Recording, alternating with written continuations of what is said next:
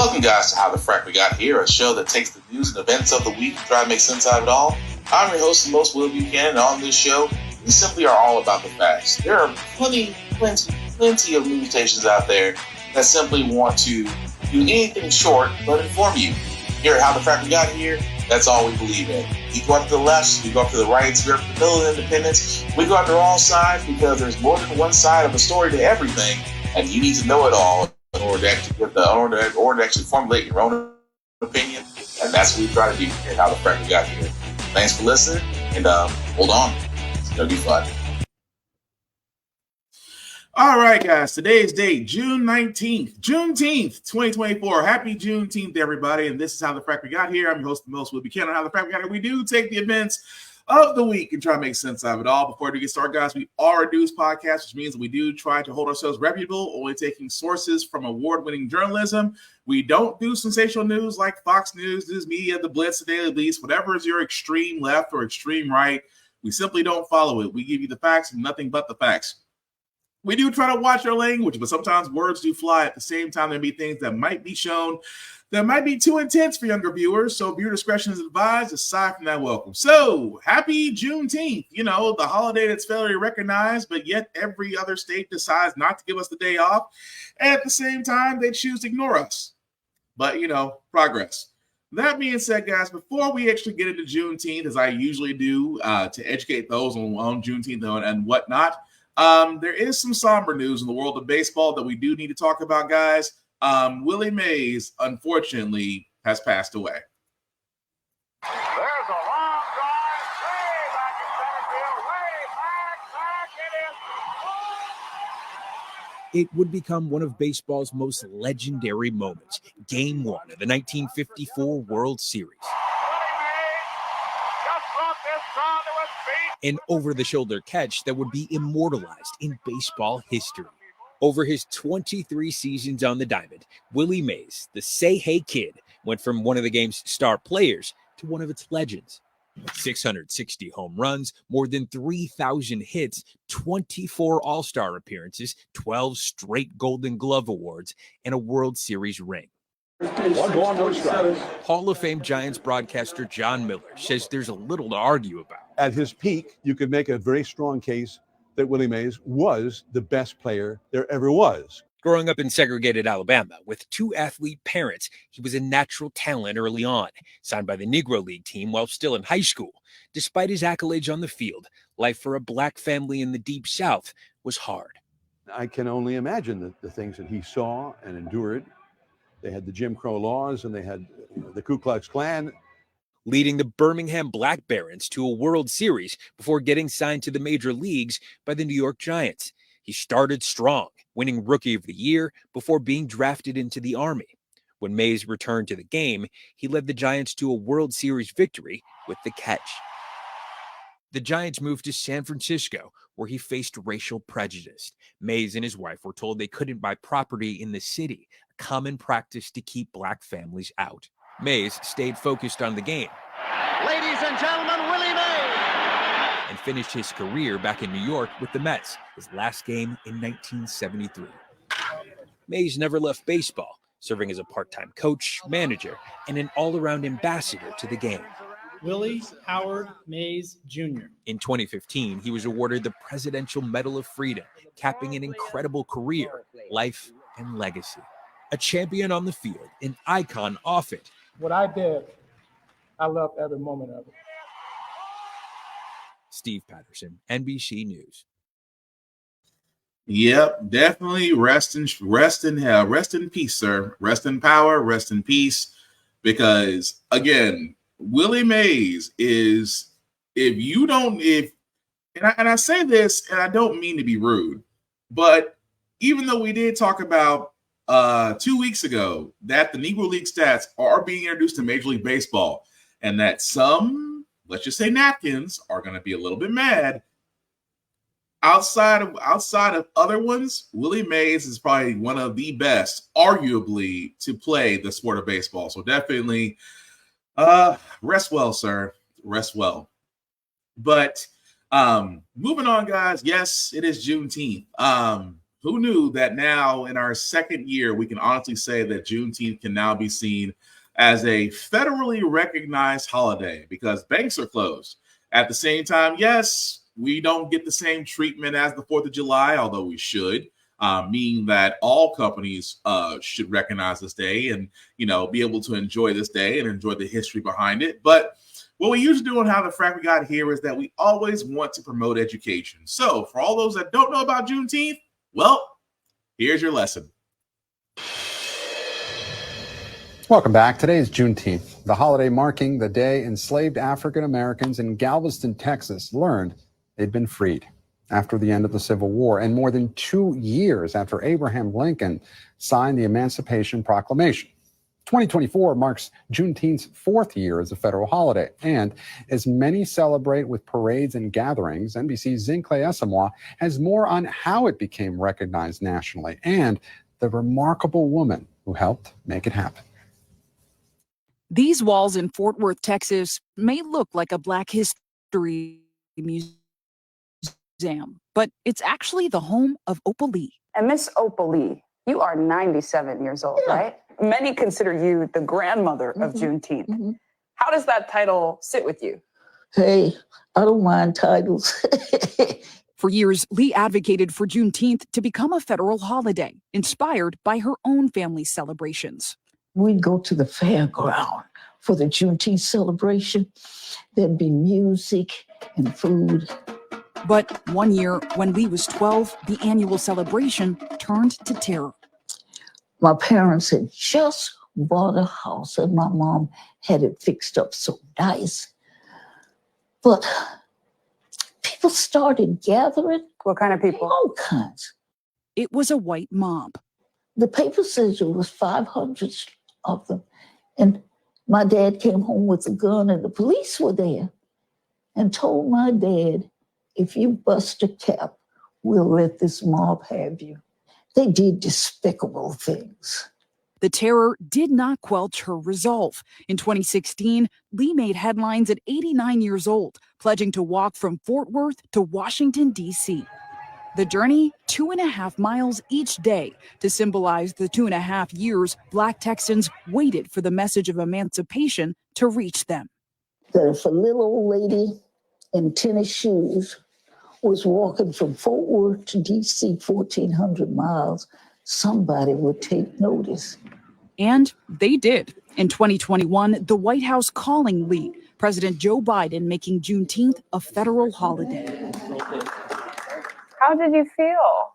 Oh, I don't know how to express it. I was awed. I was thankful. In May, Lee was awarded the Presidential Medal of Freedom. I'm struck by how much history lives on your walls, but also in your stories. What do you ultimately want your legacy to be? That there was an old lady who tried to get it over to everybody that we are one people. What a remarkable woman. And we thank Zincle Asamoah for that report. And joining me now is Keith Mays, professor of Black Studies at the University of California at Santa Barbara. He's also the author of The Unteachables, Disability Rights and the Invention of Black Special Education. Professor, thank you so much for joining us. So I have to stop it there just because it kind of goes into something else, which is fine. But yes, that's history that I didn't know as far as how Juneteenth started and the person behind it. So we always want to give that person their flowers and always recognize them every year because let's be honest, Juneteenth is basically our holiday. You don't want to be wrong. 4th of July is nice and all, but we still were kind of enslaved when we shouldn't have been. That's the reason why Juneteenth is important to us. So there you go. Move right along, guys. I wanted to cover this because for the next couple of articles, this is going to explain why I am so focused on what's going on in the world right now, especially in the Ukraine. What I mean by that is that U.S. and NATO allies are trying to figure out what kind of support they're trying to give Ukraine at the upcoming summit. That alone is kind of scary because for the longest time, some NATO forces in European countries have supported Ukraine, although the U.S. has been a bigger supporter of it. At the same time, the war, for all intents and purposes, for a lot of people that don't know, yes, Russia is still invading Ukraine.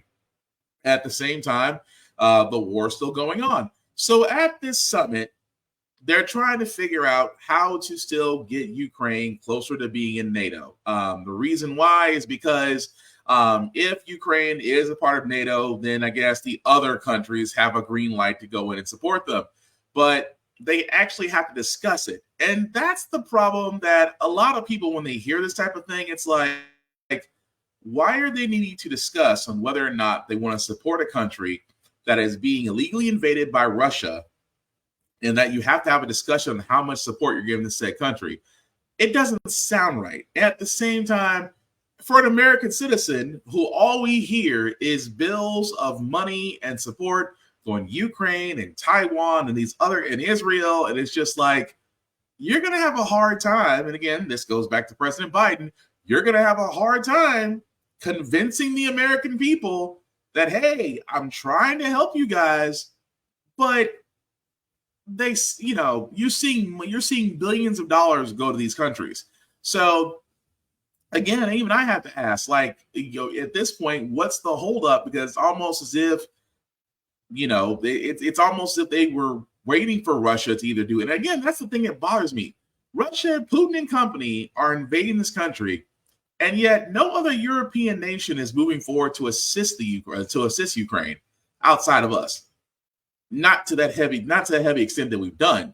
So I have to ask the question, is it the fact that they're wanting Russia to win, or is the fact that there's something else going on? Because again, I can't tell you off the bat that Fox News and Friends loves talking about Putin because, they couldn't stop talking about him when Trump was in love with him.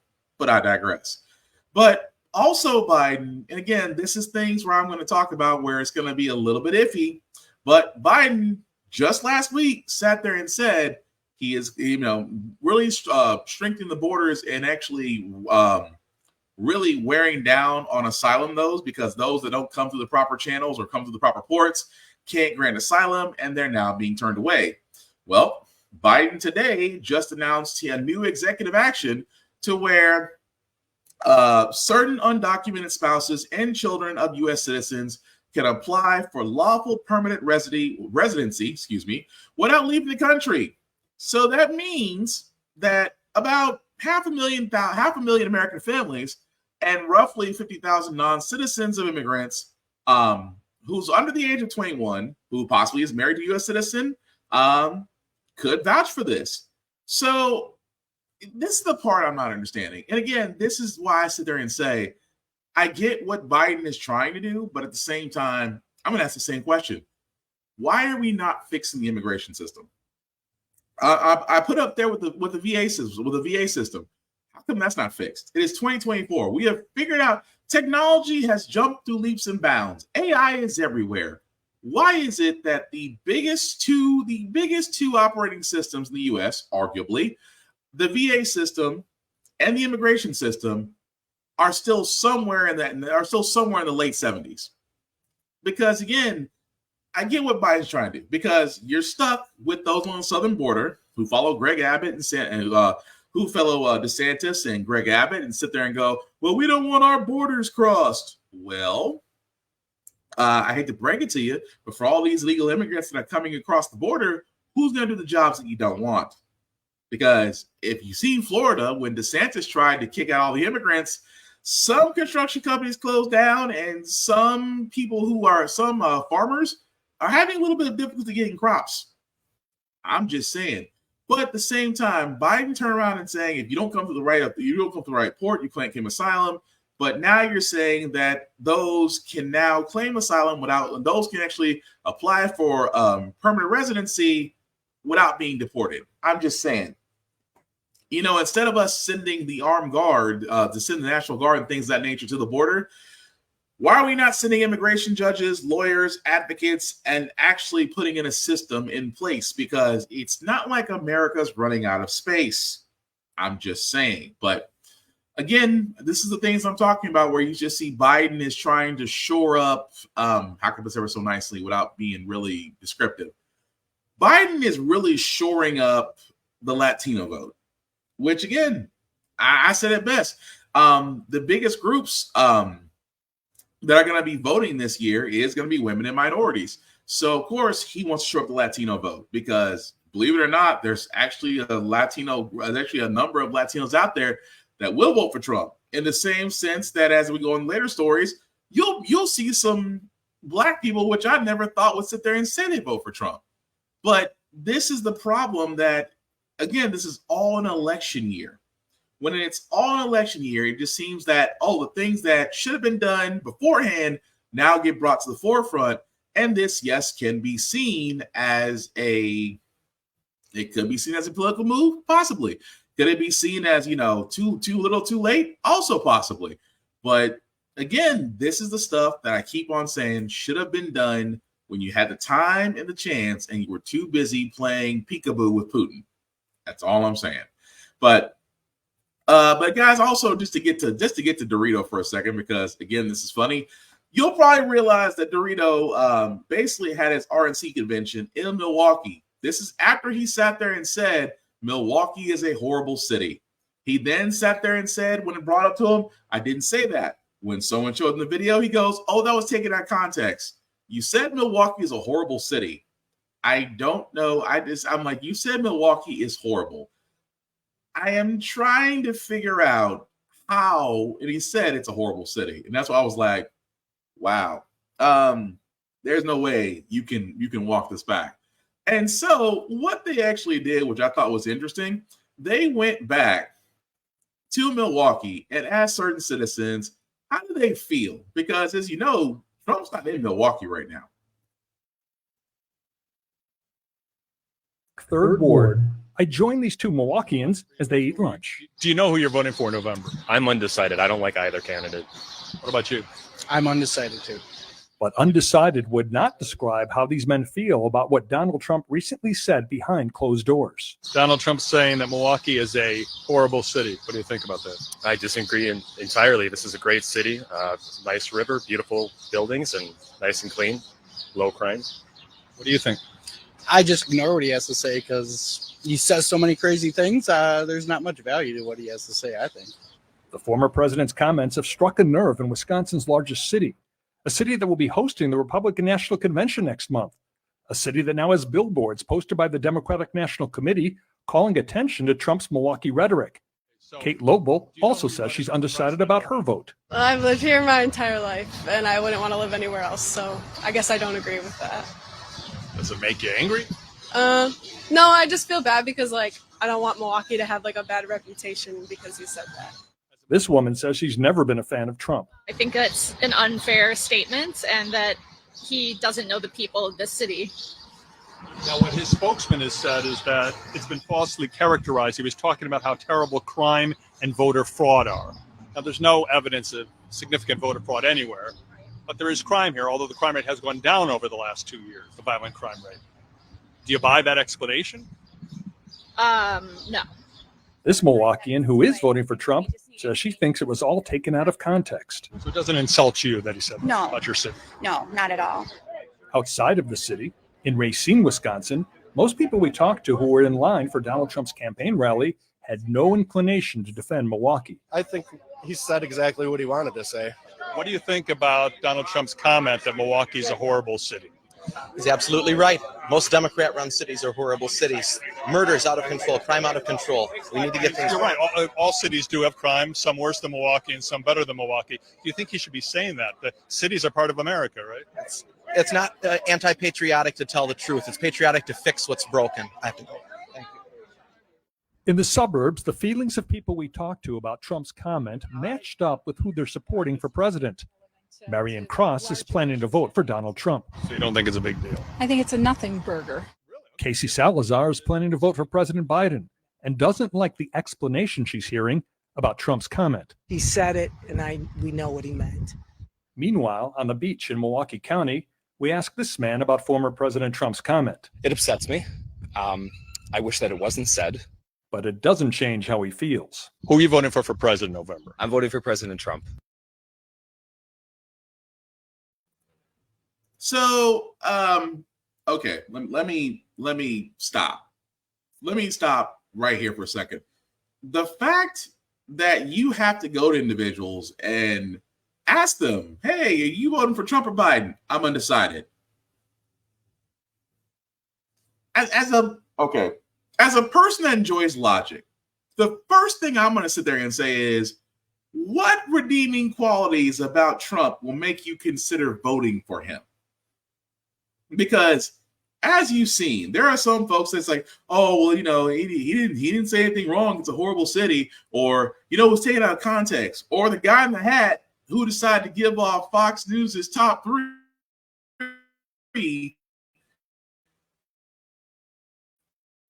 and then dip because have a tendency of just leaving quickly as humanly possible. Case in point there. But it is amazing to me that Trump is still being considered. And that's the scary part. The scary part is he is still being considered in the eyes of many, not just the cult that pays his bills, not just the RNC who also pays his legal bills, but other people whose lives have honestly been, degraded because of Trump are now considering to vote for him again. It's almost like, again, from a person who lives in the South, I will never understand people that can vote conservative because you're voting against your own interests. Conservatives love the rich and they love corporations. There's no love for anything else. And again, for a person that's been in Tennessee all his life and have seen conservatives literally get mad about the quality of life, but your city's legislature is conservative. Your state government is conservative. Your representatives, a good three out of the four are conservative. And yet you wonder why your state hasn't gotten any better. I'm just saying, look at all red states versus all blue states, and just check the level of productivity. I think you'll see a difference. But again, this just goes back to the fact that people are this is the whole thing of us needing to pay attention to what's going on. And that's why we need to be aware. That's why this election is so important. And that's why we need to vote, especially in the sense that as the next story goes, this is what I was talking about this entire time. And I have been saying it now for going on 2 years. The dangers of a conservative leaning Supreme Court, because that conservative leaning Supreme Court is compromised, because we've seen judges are bought and paid for. We've seen landmark cases either get shot down or partially gutted. We saw that with abortion. We saw that with affirmative action. We're about to see that with the Second Amendment just now, because now the Supreme Court is saying maybe bump stocks aren't so bad. Can't make it up. It was the deadliest mass shooting in American history, unleashed near the Vegas Strip. A gunman killing 60 people at a concert, injuring hundreds more. His arsenal of weapons outfitted with bump stocks, prompting former President Trump to classify them as machine guns and ban them. We've taken important steps, but much work remains to be done. Today, the Supreme Court's conservative majority saying that ban went too far. Bump stocks allow semi-automatic rifles to fire more quickly, hundreds of rounds per minute, harnessing a gun's natural recoil to allow a user to bump the trigger faster. The justices wrestled with whether the devices fit the technical definition of a machine gun, something long banned under federal law, finding they do not in a divided 6-3 ruling today, with Justice Thomas writing even with a bump stock, a semi-automatic rifle will fire only one shot for every function of the trigger. But Justice Sotomayor in dissent finding bump stocks functionally equivalent to a machine gun, writing, when I see a bird that walks like a duck, swims like a duck, and quacks like a duck, I call that bird a duck. Some lawful gun owners like Jeremiah Cottle, who invented the bump stock, had argued the prior administration simply overstepped its authority. The president doesn't get to make law that Congress does. Tonight, the White House calling on Congress to ban the device. What the court did today is really rolling back what otherwise is important progress to be made to prevent gun violence in America.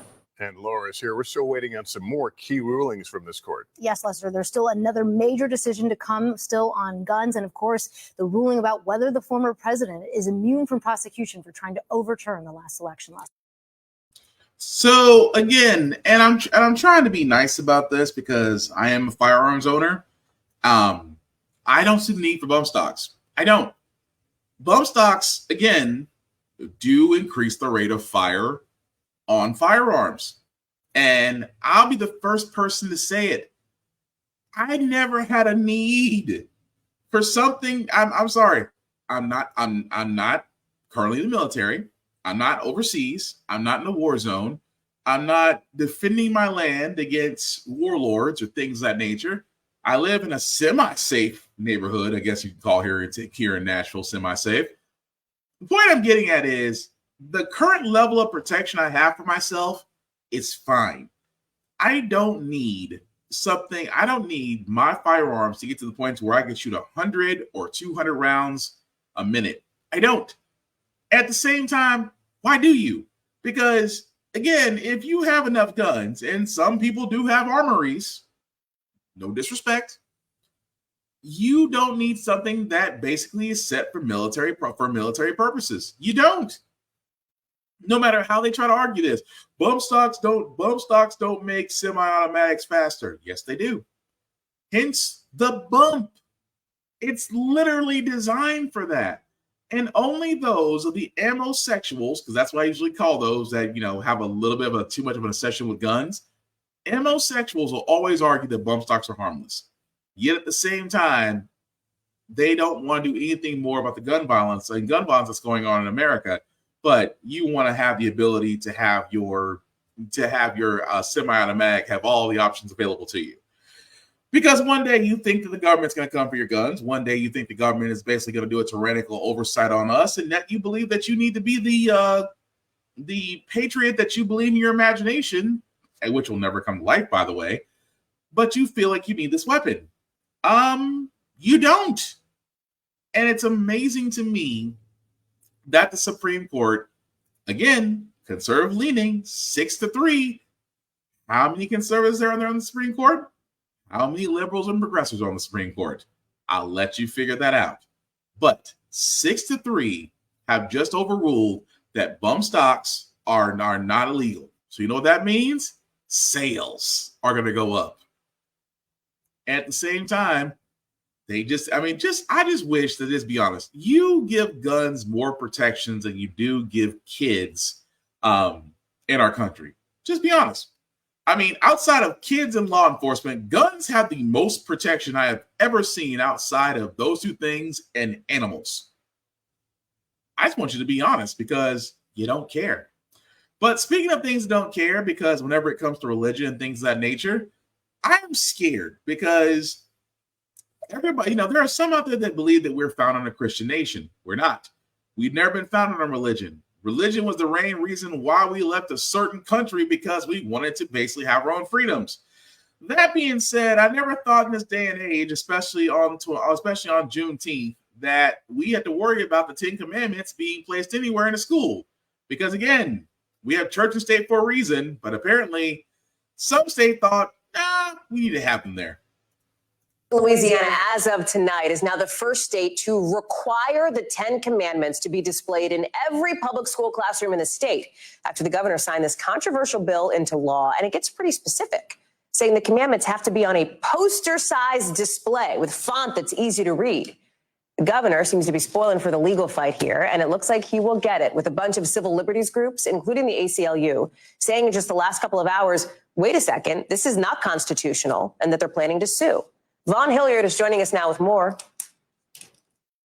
Right, Hallie. Look, we have seen some of these conservative states go and challenge what has previously been decided by the U.S. Supreme Court. In this situation, back in 1980, the U.S. Supreme Court, they ruled against a Kentucky measure that would have required public classrooms to have the 10 Commandments inside of the classrooms. And yet 45 years have passed. It is a different Supreme Court with a conservative lean to it. And the conservative legislature and Republican Governor Landry, who signed this measure into law, made the conscious decision that they're going to go and try to challenge that. Now, the ACLU, to note, and other organizations have already indicated that they intend to file a lawsuit in which they say, in part, quote, the law violates the separation of church and state and is blatantly unconstitutional. Politicians have no business imposing their preferred religious doctrine on students and families in public schools. So we've seen other Republican states consider this type of measure here, but they haven't gone forward with it, knowing that it would face a legal lawsuit. But for now, in the state of Louisiana, these public classrooms from kindergarten all the way through universities are going to be required to have a poster-size version of the 10 Commandments posted inside of these classrooms. That's nuts. That's nuts.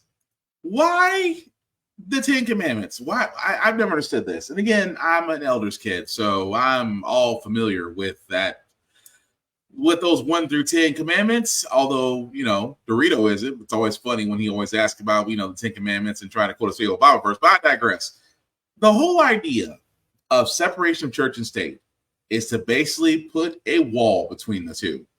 The fact that you have those who believe that they should impose their religious beliefs on public schools now in Louisiana are now about to deal with it. Now, of course, this will be argued. This will be sued in the courts because, again, why do we need the 10 Commandments? I always feel like I always say, well, you know, we was okay when Jesus was in school. Jesus was never in school. We had prayer in school. Prayer is still in school. It's what we call a moment of silence. Moment of silence can do whatever the crap you want to do, you know. And it's almost like that with pledging your allegiance to the flag. I stopped doing that in 5th grade because I realized as a 5th grader, what am I pledging my allegiance to? I don't even really take into consideration the words to be an American in 5th grade. So with that also being said, why do we have the need of thou shalt not kill, thou shalt not steal? Of course, it'd be really funny that you got to explain that in grade school. What does that mean that thou shalt not covet thy neighbor's wife? Good luck to you, and poor teachers. And again, teachers who are underpaid, underwhelmed, stressed out, now have to deal with the fact that, you know, it possibly religious items, especially the 10 Commandments, because trust me, they're trying to put the Bible in the school library. And I think it's kind of funny for all their banned books talking about sexualization and witchcraft and all this stuff. And I'm like, how is the Bible not on the banned list in the school library?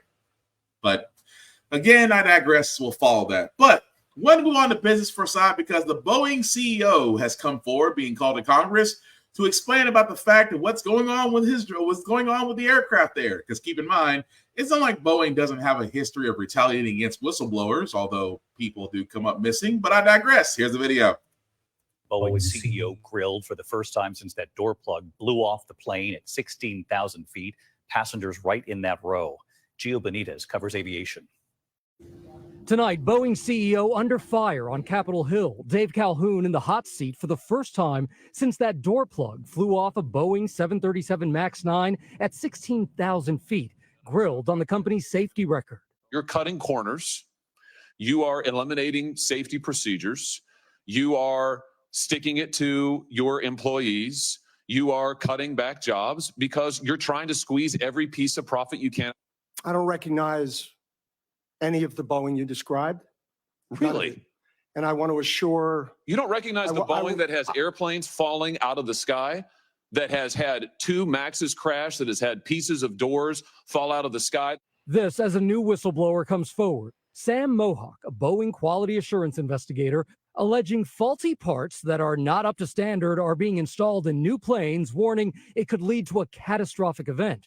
Boeing and Calhoun himself say they are reviewing the claims and that they encourage employees to report all concerns. But when asked if he has personally spoken with any of the whistleblowers, I have not directly spoken to any of the whistleblowers. You think that'd be a good idea to do that? Yeah, I think it would. Calhoun first took over the company in a moment of crisis following the tragic crashes of 737 MAX planes in 2018 and 2019 that killed 346 people in Ethiopia and Indonesia. Calhoun at one point turning to the families, apologizing and promising change.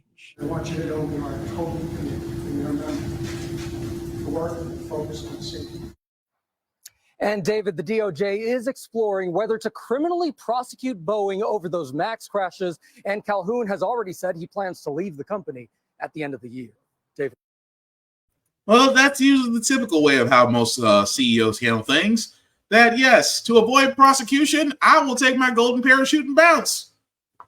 Seems to be the way for most CEOs. But no, it never ceases to amaze me because, again, if you watched last week's Night with John Oliver, he covered the Boeing planes.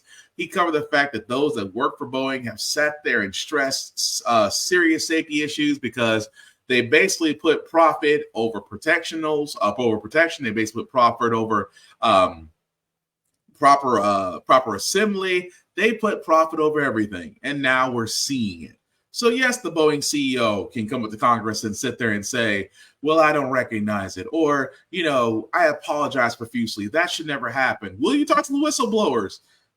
I'm just saying, if you're a whistleblower for Boeing, you are definitely going into witness protection. I'm just saying, because amazing CEOs like, yeah, I think I should talk to them. No, you shouldn't. Because what's there to talk about? Your company is full of holes, and so are your planes.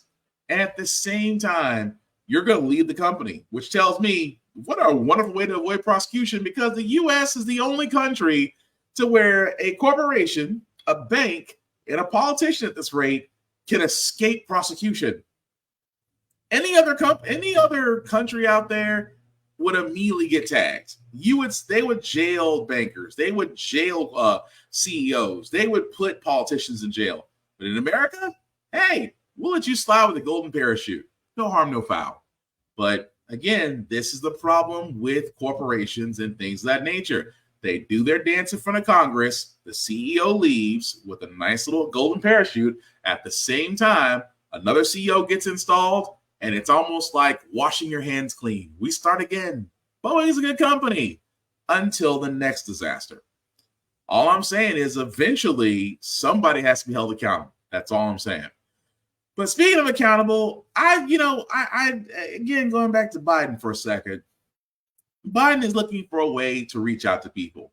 And all I can sit there and say is this governor of Maryland, Mr. Westmore, has done something that, I think is a wonderful step in the right direction that I wish the president would do. But I personally believe in this day and age, Biden wouldn't do it.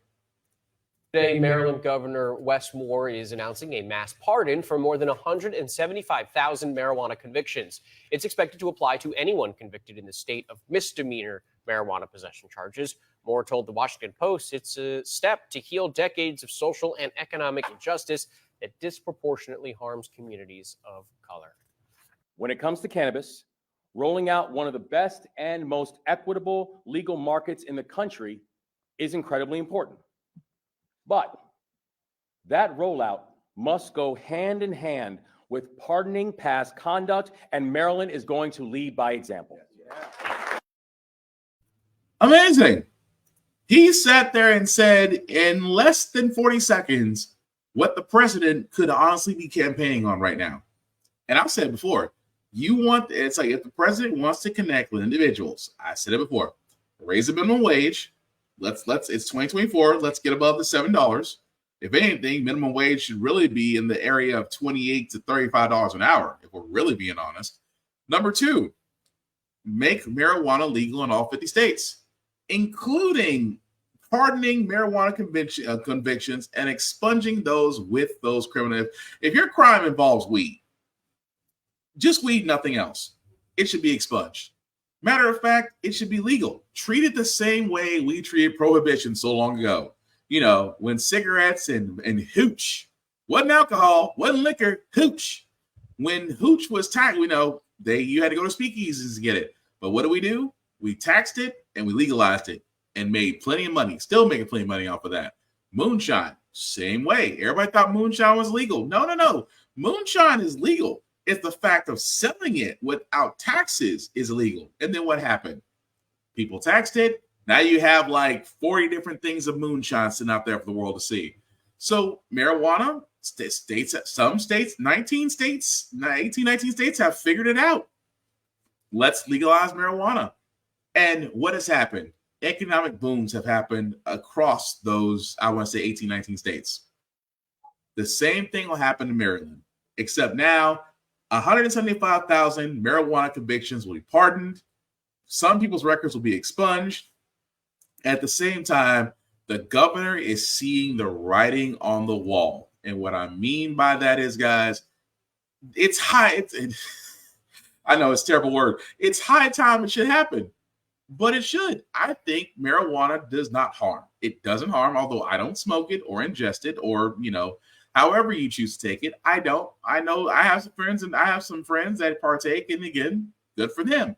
It has multiple applications along with the plant, not just the medicinal, but also the mechanical. That being said, how are we not exploring this is my question. Because Amsterdam got it figured out, and they've been doing it for decades. Just saying, look to see what's going on. But it goes back to what I said. The president won't do it because, again, for reasons beyond my comprehension, he will come up with some bullshit excuse. But I just don't understand it. I mean, just say, I want to legalize marijuana. Instant voter turnout. Because you certainly won't see the GOP doing it. But I digress. But speaking of Biden, again, guys, and this is why I say this part bothers me, where he talks about ending the Trump's tax cuts. For all those that don't know, the Trump's tax cuts don't expire until 2025, which means that for Biden's first term as president, he has been dealing with those Trump's tax cuts, which again, if you're wealthy or a corporation, you've enjoyed it. If you're middle and lower class, certain bonuses and additions were taken away from you to give to the rich. However, this is the problem that bothers me. Biden is now trying to make sure those tax cuts end next year. However, the GOP is wanting to make sure those tax cuts continue, along with Trump. This is the problem that I also have with Biden, is that why is it?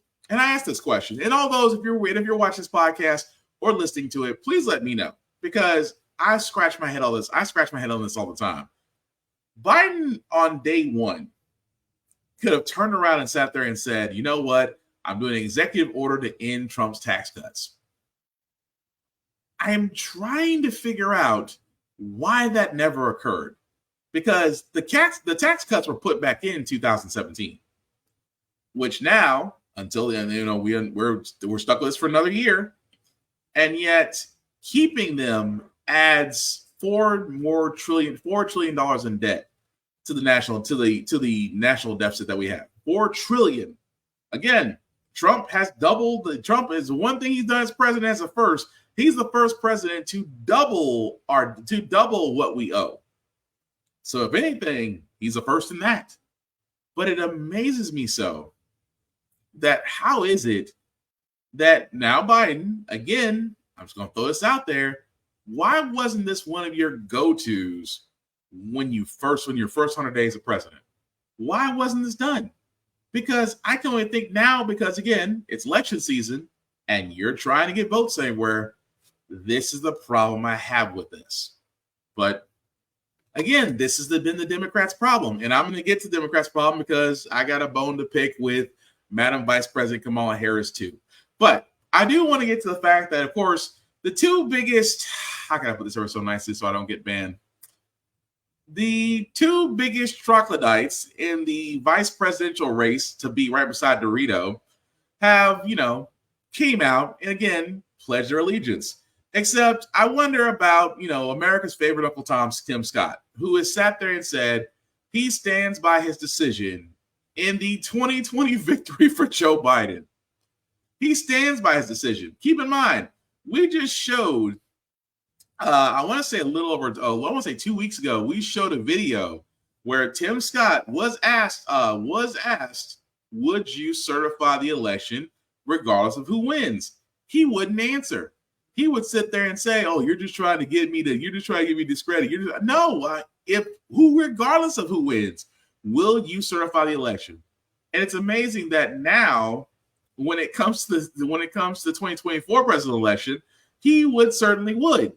In his words, he would certify that President Trump will have won the 2024 presidential election, which goes to show you off the bat how. I'm sorry, let me quote that directly. He says, "I will stand by the decision and the next decision to certify the fact that Donald Trump will be the next president of the United States."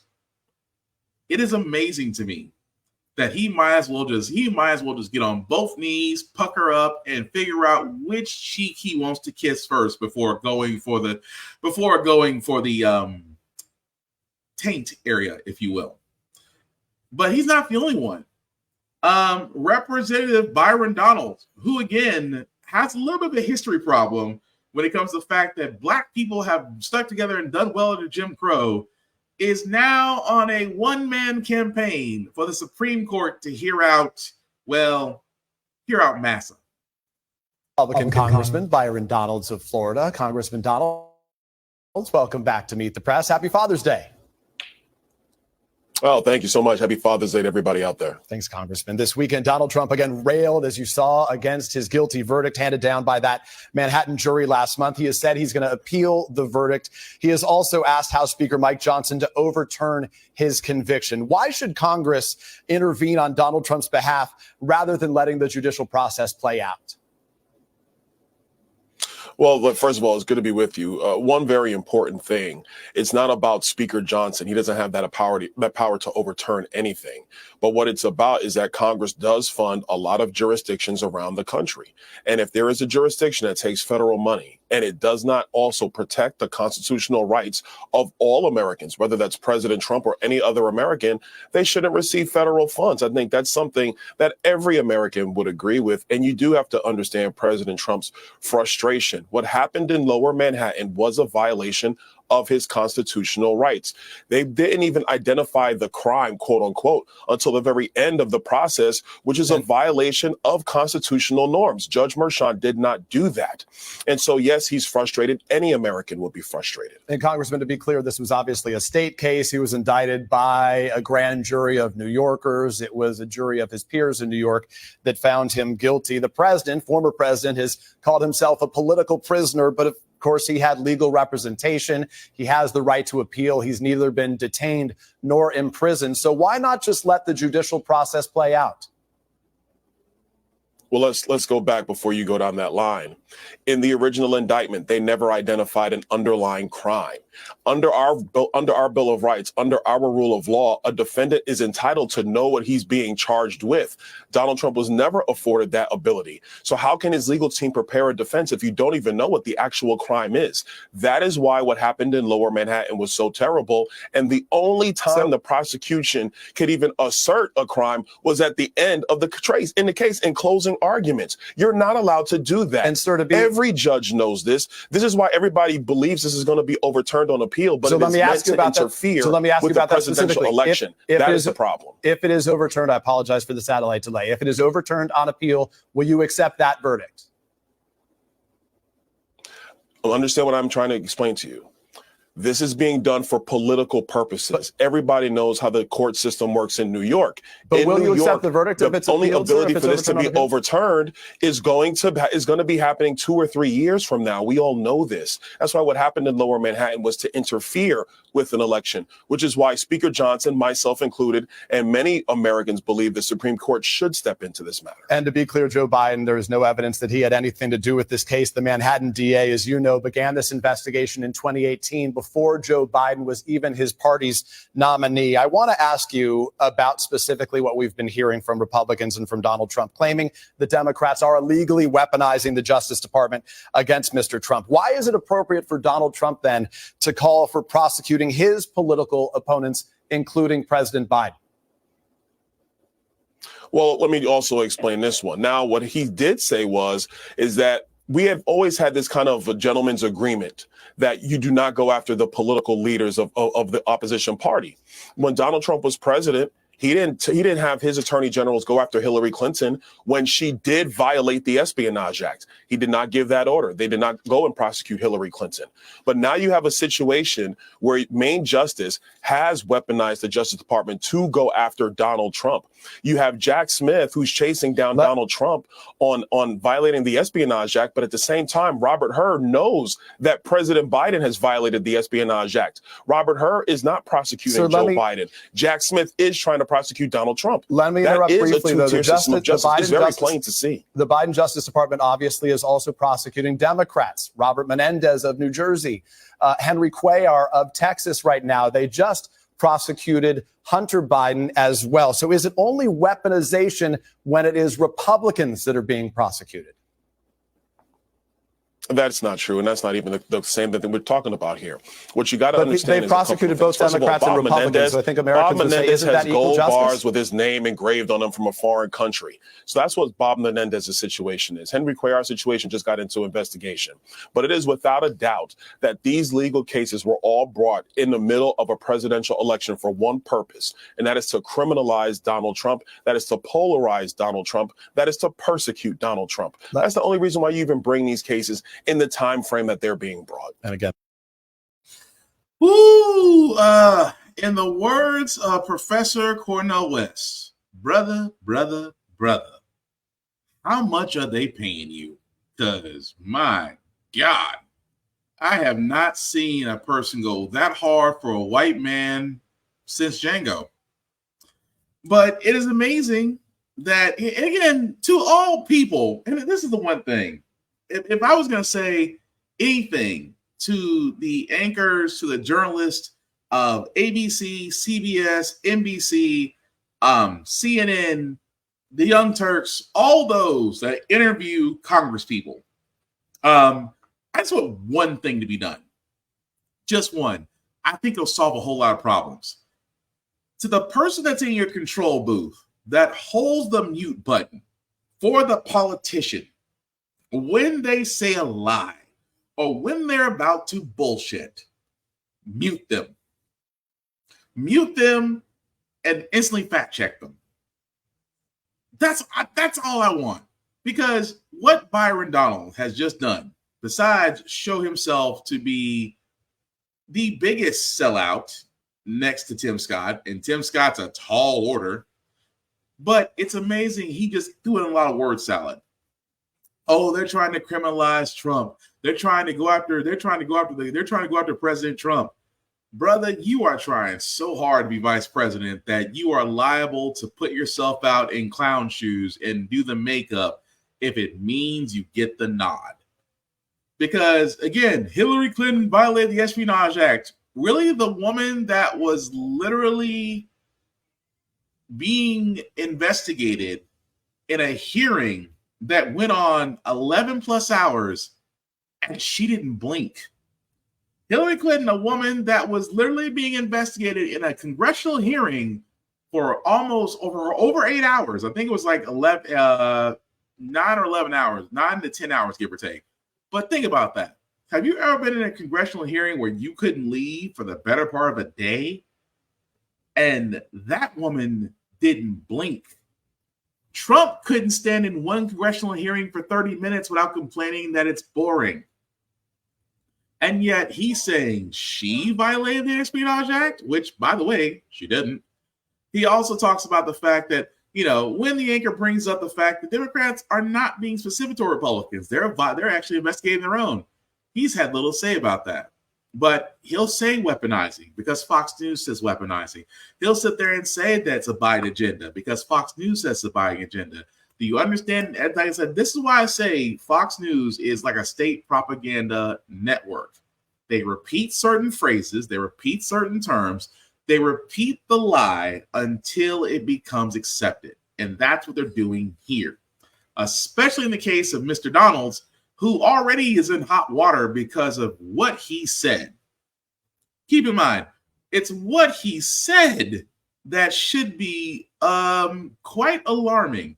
And at the same time, he's doing it to make sure, hey, I'm the black person you need, Donald Trump. Where's my black friend? There's my black friend. That's the point.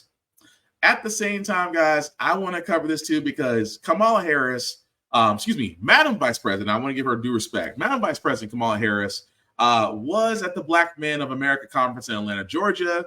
And here's the thing. This is what I stand and say. I was one of the ones, and still am one of the ones, that when it comes to Madam Vice President Kamala Harris, it's hard to know what she's done because she's not out there really saying this is all that we've done. It's kind of hard because for the woman, again, a Black woman who is a first vice president in American history, that we need to know her accomplishments, doesn't say a lot. At the same time, she does it. I mean, when she does speak, it's only on certain things. But again, in an election season, you think her and the Democrats, not just her, every Democrat out there should be saying this from Jump Street, what they have done this congressional term for the American people, all the pluses they have done. They should be using that as a victory lap. At the same doggone time, they should be explaining everything the GOP has done, which is nothing. But that's what Democrats would do. But unfortunately, Democrats are effing cowards, spineless sometimes. And the reason why I say this is because America's favorite Sambo, Steve Harvey, decides that he has the ability to be he's the moderator in this video I'm about to play. And instead of him really pushing forth to sit there and say the Democrats should be explaining to Black people what has been done for them, what has been done for the country, how they can help push it forward, what the GOP has not done. They should be sitting here.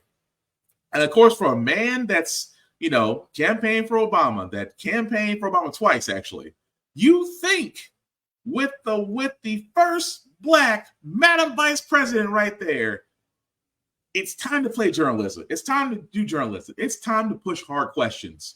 Nope. Look what this fool said. That's a nice exchange. Ain't that look, I've been reading this paper because I got to stay I got a headache trying to stay on course. So just let me go off this paper for a minute. Before y'all start calling my radio show and DMing me, talking about why you ain't asked so hard hitting questions, that ain't what this is. I'm throwing a lob. This is an alley-oop for a dunk. Because this administration needs to get the word out of what they're actually doing and what they're actually accomplishing, so we can stop all this foolishness about what you're doing for Black people. Can't nobody come out with no agenda and call it push for Black people and expect to get in the White House. You got to play the game different. Y'all know what this is. So now this next question is another lob for her to dunk. Because they have done a lot, man. But we see, I'm on this radio show, I'm hearing all these people talk about, I'm not voting, they're not doing nothing for us. Listen to me. If you do not vote, the analytics will show. They know how many women vote, they know the age you are when you vote. If we don't vote, how we gonna ask for something next time? If you ain't got no voting power, you talk about reparations. Ain't nobody finna give you no reparation and you don't vote. Well, you think they could give us some money? No, man. I hope they do. They owe us. I'll go down there.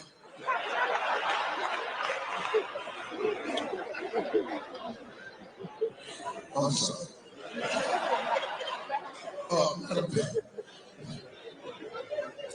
I know I ain't coming back next year. I appreciate y'all having me. Madam Vice President, this is another part of this conversation because it affects us all. It's about housing. And another thing that you've been involved in over the years has been about housing. And it remains a priority for families all across the country. So talk more about the work that's being done to address the obstacles that's being presented in front of all of us as we try to gain housing. So you're right, Steve. I mean, back when I was Attorney General of California, I sued the 5 biggest banks of the country during the foreclosure crisis. And you'll remember that a lot of Black families were targeted with those promises of these loans, zero payment down, and people ended up going bankrupt. So this is something I focused on for a long time.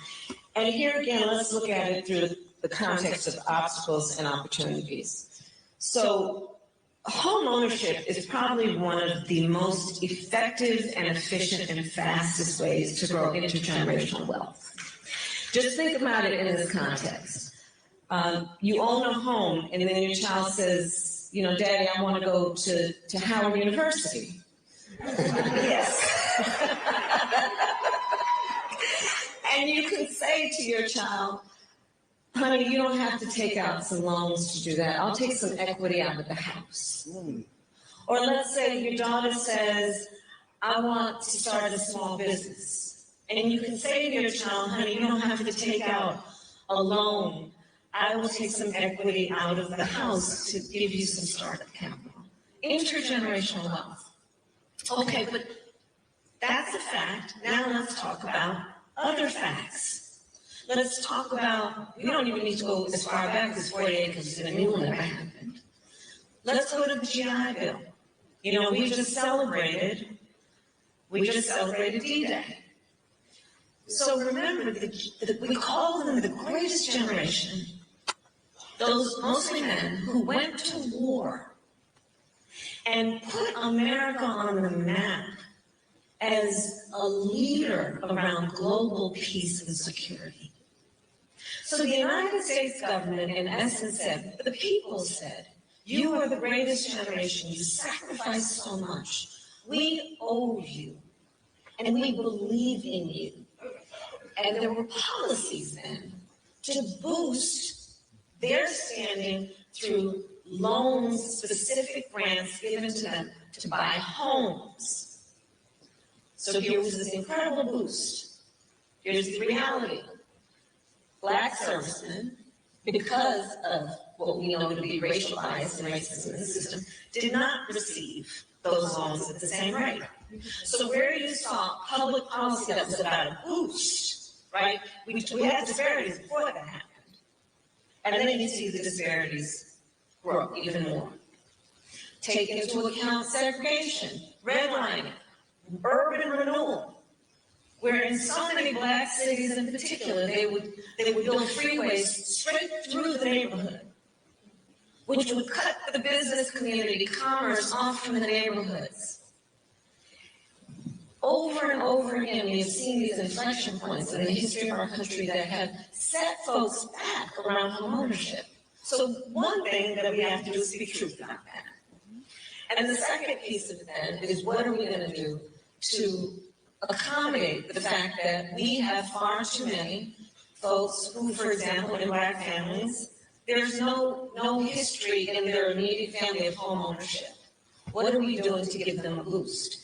So we are proposing a policy, which we are on track to getting done, so that if you are the first generation in your family to go for home ownership, you'll get $25,000 credit for down payment.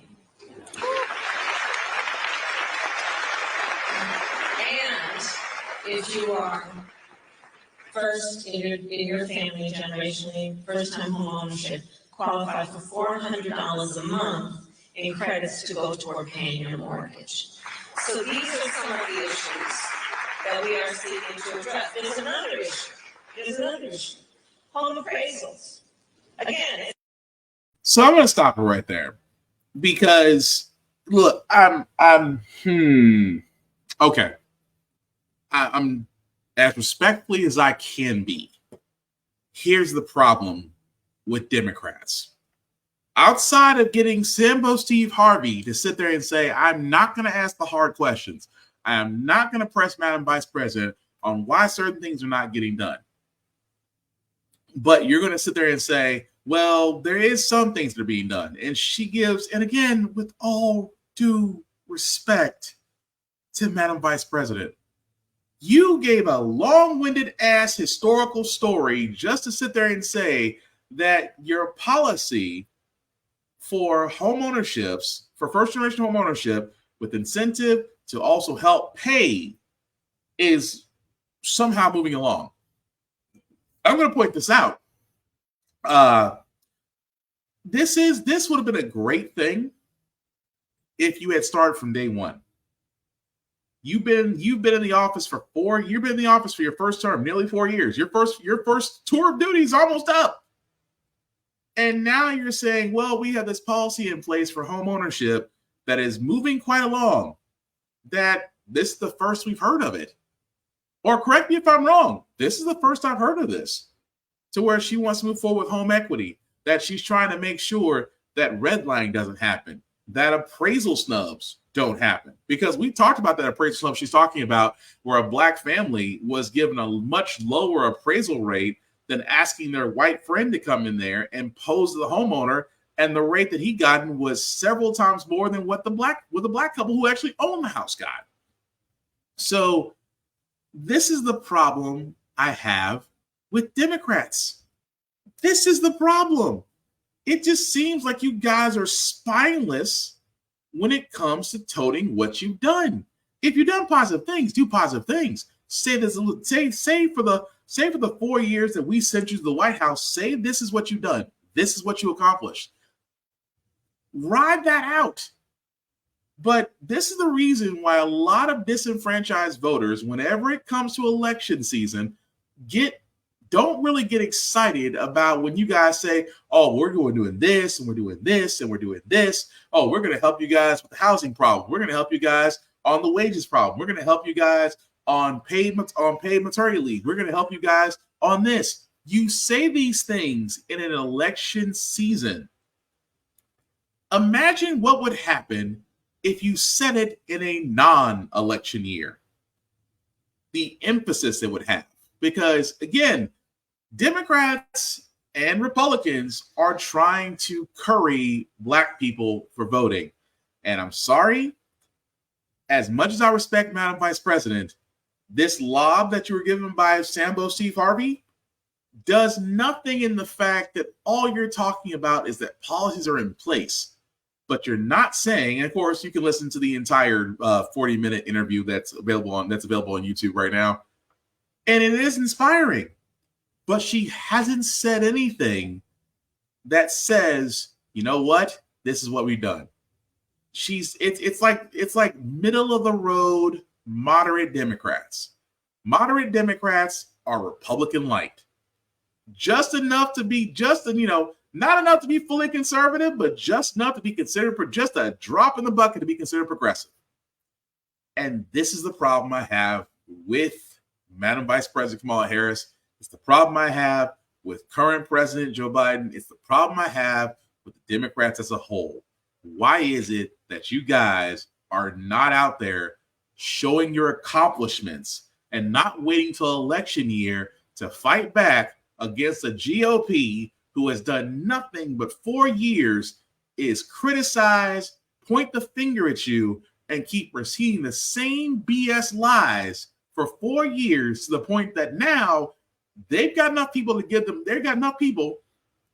to convince them to give them another shot. It's how they got the House in the first place. I don't understand it. Whereas Trump goes to a black church. Trump goes to a black church. And here's the funny thing about that black church. That black church, 180 Church in Detroit, mostly full of white people.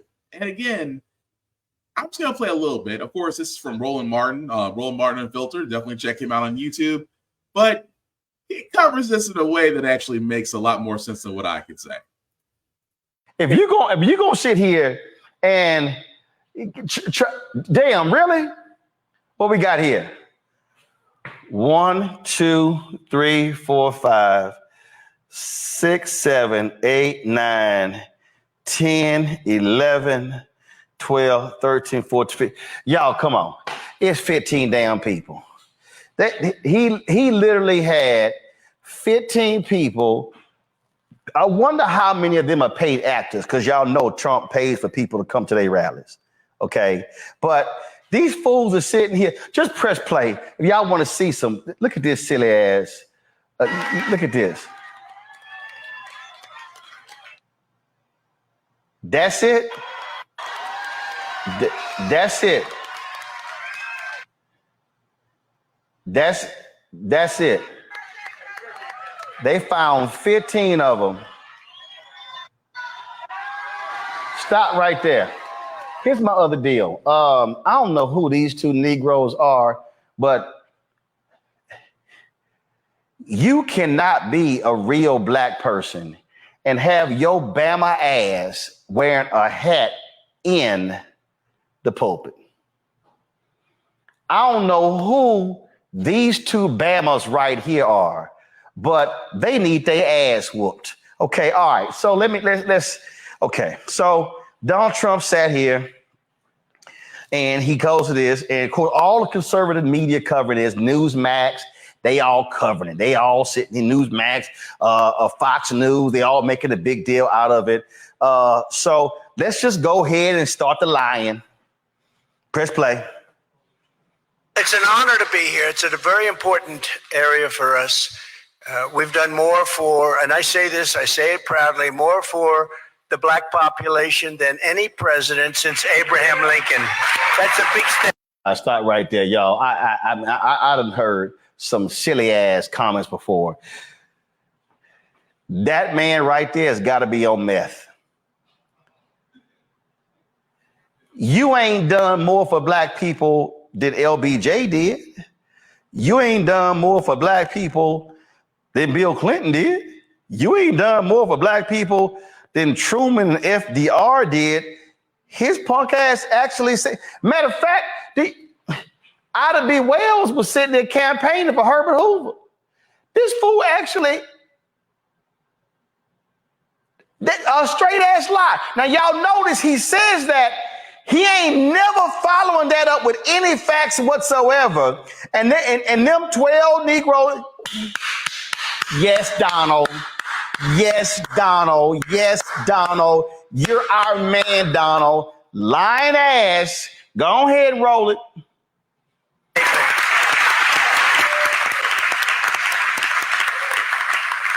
And crooked Joe Biden has done nothing for you except talk. It's only talk. It's all talk.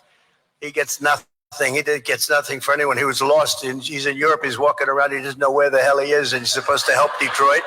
I don't think so. But we achieved the lowest African. Hold up, boy, we play that lie. Let me remind y'all, Donald Trump opposed the auto bailout. It was Obama and Biden that made sure that the auto industry got bailed out.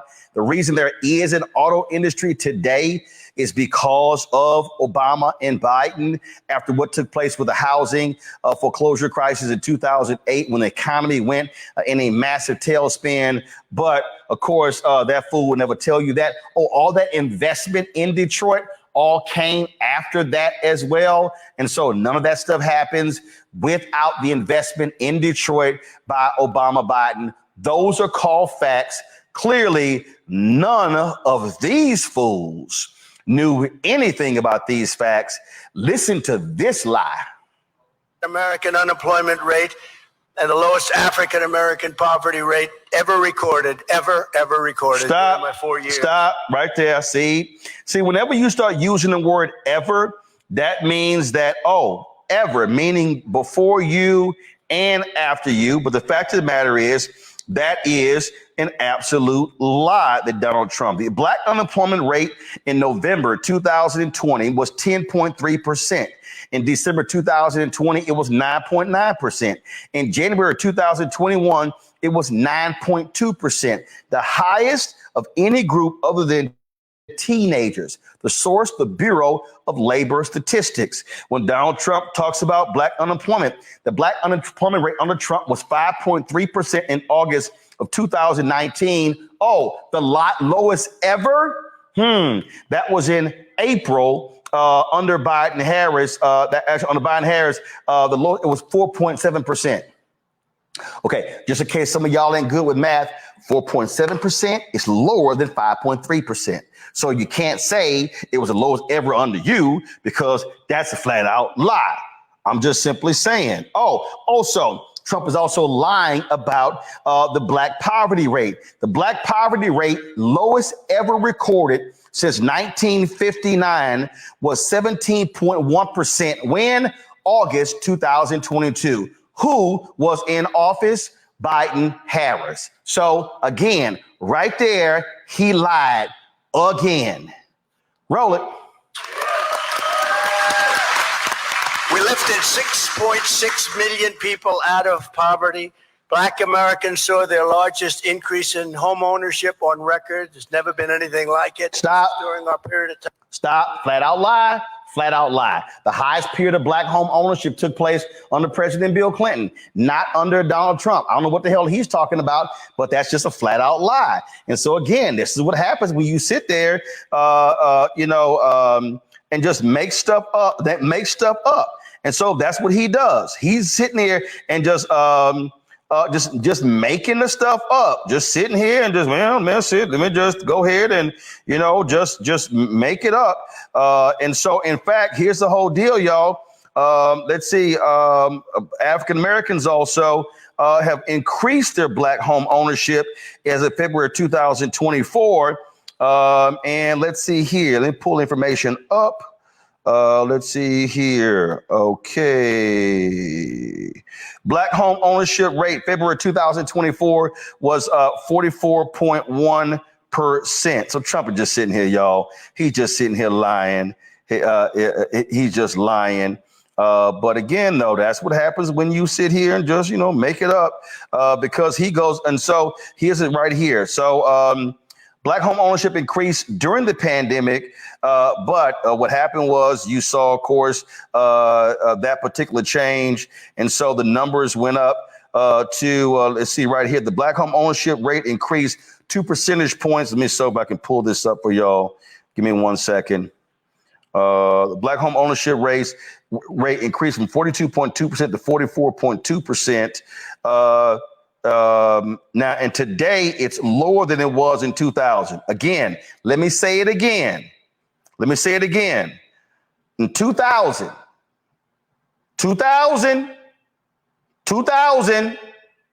the black home ownership rate was 45.7%. 45.7. That was higher than when Trump was president. He's lying. Press play.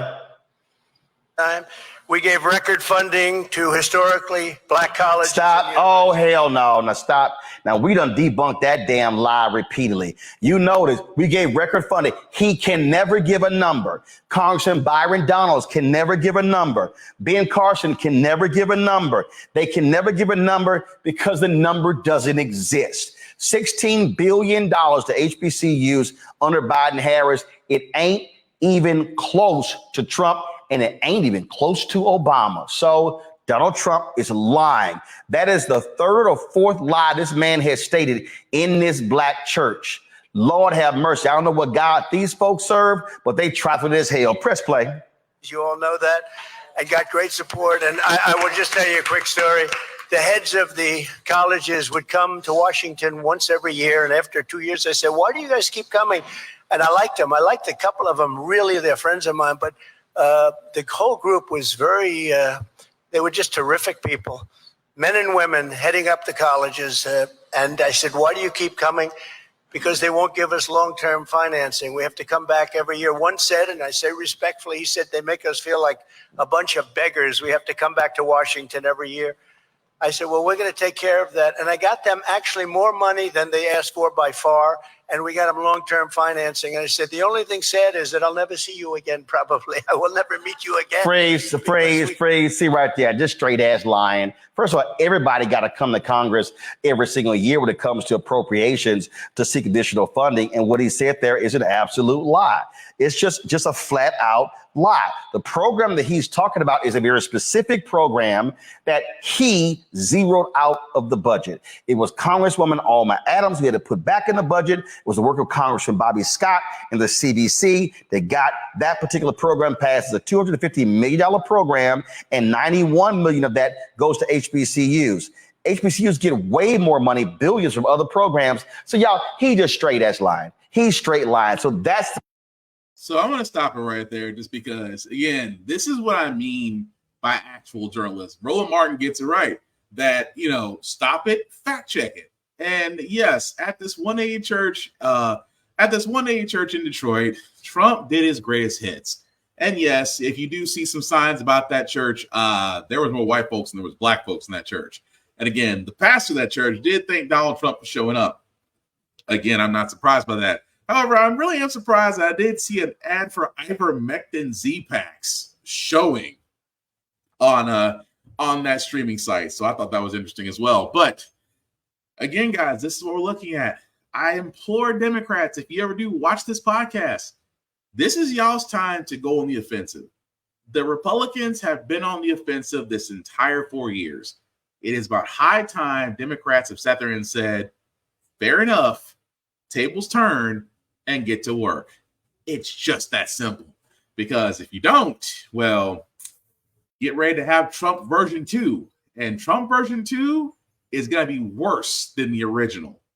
Way worse. But we're going to go ahead and move on to our feel-good segment, guys. Usually on How the Frack We Got Here, we do cover a lot of things that are doom and gloom. Sometimes make you lose your faith in humanity. But hey, it's Wednesday. It's hump day. Tomorrow is Friday Eve, which is Thursday. We will leave you guys out some good vibrations for Juneteenth. Talking about a woman who has made her home available to so many children is getting her roses. Finally tonight, America Strong, the amazing foster mom changing lives for decades.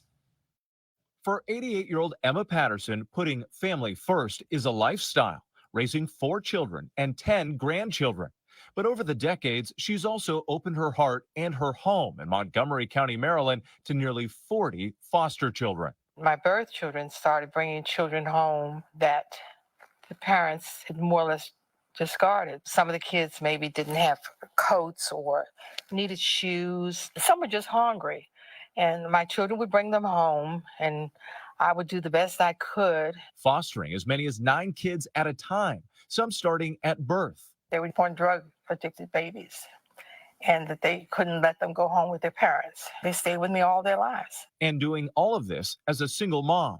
The majority of the children were able to stay with me until they became adults and were able to go out in the world and start their own businesses and go to college and just have a good life, just be a good, decent human being that somebody wants them in our society. Her generous spirit heavily influenced by her own grandmothers. I saw both of my grandmothers always being generous, always helping somebody. That's what you're supposed to do. After celebrating her last foster child's high school graduation, Emma is now retiring, recently honored by Montgomery County for her years of service to the children, offering support and love where it was needed most. I cannot say that I have any regrets. This was something I just felt that I wanted to do, and I enjoyed doing every day. I felt good. It made me feel happy. What an impact. What an impact is right, considering the fact that this was a woman that raised 40 different foster kids on her own and all successful. Look, I keep on saying this about mothers. Don't get me wrong, fathers are important too, but again, it's amazing when you have somebody in your corner, the impact that you could have on children, because those lives could have went in severely different directions. But thank goodness that woman stepped in and actually became a very positive source for those kids. So again, you love to see it. But that's going to do it for this podcast, guys. Thank you all for liking, for watching, for letting people know this is live. I certainly appreciate that. Some shameless plugging before I get out of here. Of course, you can find me, Black_Spartan615 on the socials. You can actually find the link to the podcast, How the Frack We Got Here. Of course, my other show, Get Bit Podcast. You can find the links there. The podcast can be seen and heard wherever podcasts you get them from, whether it's Spotify or Apple, Google Play or Apple Podcast, or pretty much everywhere. We try to be everywhere. And also at the same time, guys, again, we cannot do the support without you. A like, a share, and a follow costs nothing. And again, we cannot do this without you. And of course, the link at the bottom will make that a little bit bigger for you guys to see. If you copy and paste that link into your browser, take it to my link tree, of course, with the Facebook and YouTube groups for all the podcasts can be found there as well.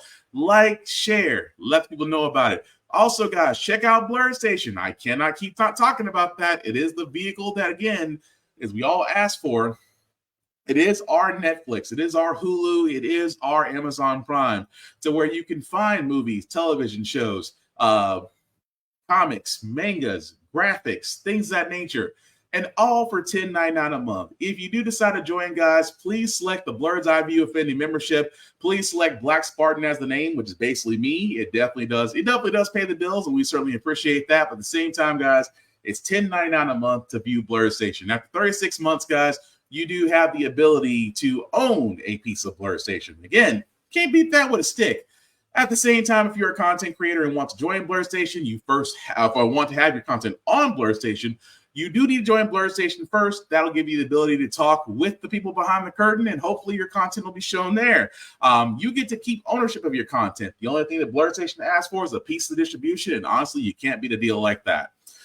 That also being said, guys, again, with this election season coming up, guys, do the research. You know, we live in a very digital information age. You have a smartphone, you have internet. There's no reason why you're not informed. There's no reason why you're not checking out these candidates. There is no reason why you're not wanting to be able to vote. Because if voting wasn't important, they wouldn't be not trying so hard to take it away from you. So again, please be active. If you feel like running, there's plenty of sites out there that can show you how to run in your city or state if you do decide to run. And if you want to make a difference, be a civil servant. Nothing wrong with that. But the last thing I'll say about the Frack We Got Here, y'all, guys, is all about staying informed. We are not trying to reinvent the wheel. We are simply giving you all the information, allow you to make up your own mind. But we do provide a logical perspective that goes along with it. We do a lot better in society once we're informed. We're progressive. We move forward. We try to right the wrongs of our past by making decisions now that we should have done back then, like electing our first Black woman to the Supreme Court, electing our first Black woman to the Federal Board of Governors, electing our first Black woman as a National Cybersecurity Director. All great things. When we don't learn from history, we are doomed to repeat it. That's what we keep asking ourselves. Why does everything go about our paycheck? Why are we electing different politicians but still the same old game in Congress? And most importantly, how the Frack We Got Here. Thank you all for watching, guys. Take care of yourselves and each other, and we'll all get through this. Peace.